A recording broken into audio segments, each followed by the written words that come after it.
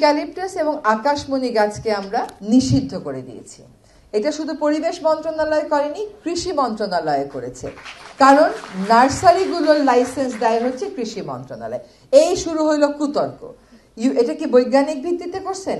ইউক্যালিপটাসের নিচে আন্ডারগ্রোথ হয় না? বাংলাদেশে বিজ্ঞান বলে কিছু নাই। এখন যদি আপনি ইউক্যালিপটাসের নিচে আসলে জলাশয় শুকিয়ে যায় কিনা ওটার অ্যাসেসমেন্ট চান, সেই অ্যাসেসমেন্ট লাগবে 5 বছর। আপনি তো অ্যাসেসমেন্ট করবেন। ইউক্যালিপটাস এবং আকাশমণি যারা বিক্রি করে গাছ লাগায় তারা আবার একটা কাউন্টার অ্যাসেসমেন্ট নিয়ে আসবে, বুঝছেন? সো এটা আমরা কেন বন্ধ করলাম? আপনি কোনোদিন কোনো আকাশমণি গাছে কোনো পাখি দেখেছেন? ইউক্যালিপটাস গাছে কোনো পাখি দেখেছেন? ইউক্যালিপটাস গাছে 2টা পাখি বসে, কাক আর শালিক, আর কোনো পাখি বসে না।